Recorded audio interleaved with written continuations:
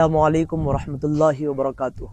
ناظرین اکرام، حضرت سیدنا سید شاہ رفیع الدین احمد قادری بغدادی المعروف غریب نواز رحمۃ اللہ علیہ کا شمار ان مشہور بزرگان دین میں سے ہوتا ہے جن کو سب قادریہ کہتے ہیں۔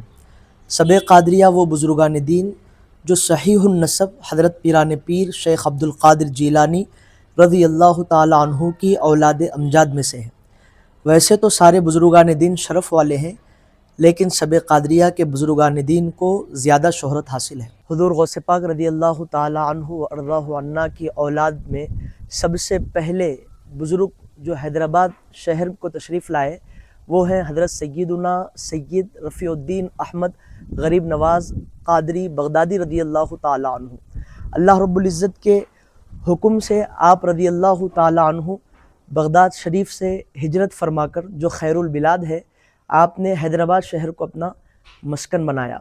آپ کے ساتھ آپ کی اہلیہ محترمہ رحمۃ اللہ تعالی علیہا اور آپ کے صاحبزادے حضرت سیدنا عبد الرزاق ثانی رضی اللہ تعالی عنہ اور آپ کے ساتھ 60 آپ کے مریدین بھی ہم رکاب اور ہم سوار تھے۔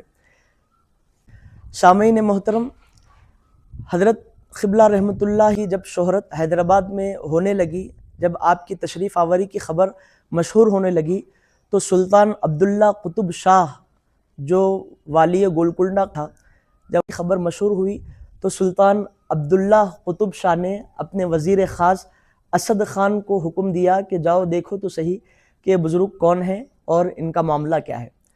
تو اسد خان چونکہ حضرت پیران پیر سرکار رضی اللہ عنہ کا خاص عقیدت مند تھا، آپ سے خوب محبت اور عقیدت رکھنے والا تھا، جیسے ہی اس کو معلوم ہوا کہ حضرت قبلہ رحمۃ اللہ علیہ آپ ہی کی اولاد امجاد میں سے ہیں، تو فوری آپ کی زیارت کے لیے آیا اور قدم بوسی سے مشرف ہوا اور آپ سے دعائیں لی۔ اور جب آپ سے ملاقات کیا تو اچانک اس کے ذہن میں خیال آیا کہ حضرت اگر صاحب کشف باطن ہیں تو مجھے کچھ نہ کچھ عطا کریں گے۔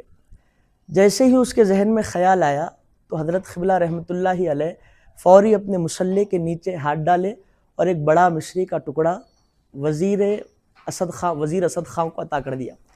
وہ بہت خوش ہو گیا، اس کی عقیدت میں اور اضافہ ہو گیا۔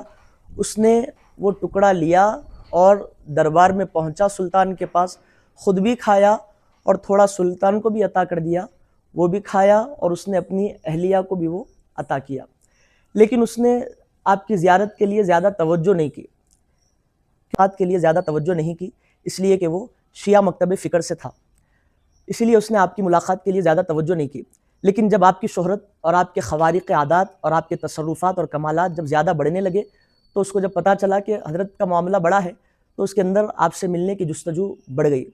وہ فوری اپنے لشکر کے ساتھ حضرت کی قدم بوسی اور آپ سے ملاقات کے لیے نکل پڑا اپنے وزیر کو لے کر۔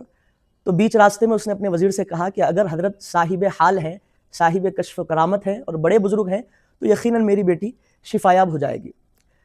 بزرگان دین نے فرمایا ہے اپنی کتابوں میں کہ سلطان عبداللہ قطب شاہ کی جو بیٹی تھی وہ آنکھوں سے دیکھ نہیں سکتی تھی، نابینا تھی، اور ہاتھوں سے کچھ پکڑ نہیں سکتی تھی، لولی تھی، اور چلنے پھرنے کی قوت نہیں تھی، اس لیے کہ وہ لنگڑی تھی۔ لیکن جب اس نے کہا کہ حضرت صاحب حال ہے، اگر صاحب حال ہوں گے تو میری بیٹی ٹھیک ہو جائے گی، تم کیا کرنا، جب حضرت کے پاس پہنچیں گے ہم تو تم جو ہے میری بیٹی کا ذکر کر دینا۔ تو وہ سارے لوگ حضرت کی خدمت میں پہنچے۔ حضرت اس وقت حالت استغراق میں تھے۔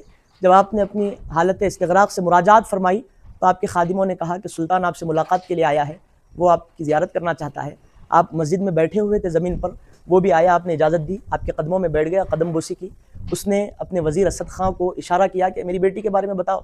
تو اسد خان نے کہا کہ حضرت سلطان کی بیٹی اپاہج ہے، نابینا ہے، دیکھ نہیں سکتی، لولی ہے، لنگڑی ہے، اگر آپ نظر کرم کریں گے تو اس کی بیٹی ٹھیک ہو جائے گی، درست ہو جائے گی، تندرست ہو جائے گی، تھوڑا آپ نظر فرما دیں۔ تو حضرت قبلہ رحمۃ اللہ علیہ کیا کیے، اپنے خادموں سے اپنے پانی کی صراحی منگائے، اور وہ پانی کی صراحی آئی، آپ نے اس پانی میں سے تھوڑا پانی نکالا اور سلطان عبداللہ قطب شاہ کو دیا اور کہنے لگے کہ یہ پانی اپنی بیٹی کو آپ پلا دو۔ وہ خوش ہو گیا اور پانی لے کے دربار میں آیا اور اپنی بیٹی کو پانی پلایا۔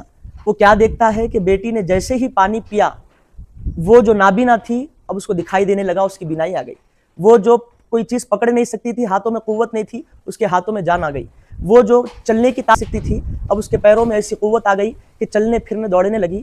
جیسے ہی اس نے معاملہ دیکھا تو اس کی عقیدت اور زیادہ بڑھ گئی حضرت قبلہ رحمۃ اللہ علیہ سے، جبکہ وہ مکتب فکر سے تھا، جبکہ وہ شیعہ مکتب فکر سے تھا، اس کی عقیدت میں اور اضافہ ہو گیا۔ جیسے ہی اس کی بیٹی کو تندرست اس نے دیکھا، بینا دیکھا، تو وہ اپنی بیٹی کو لیا اور حضرت قبلہ رحمۃ اللہ علیہ کے دربار میں آ گیا اپنے تمام لوگوں کے ساتھ، اور اپنی بیٹی کو حضرت قبلہ رحمۃ اللہ علیہ کے لیے نظر کرنا چاہا۔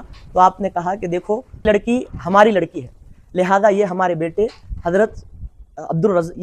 عبد الرزاق ثانی کے نکاح میں آئے گی۔ چونکہ ایسے ہی ہوا، آپ نے اپنی بیٹی کا نکاح آپ نے سلطان کی بیٹی کا نکاح اپنے بیٹے عبد الرزاق ثانی جو آپ کے اکلوتے بیٹے ہیں ان سے فرمایا۔ سامعین محترم،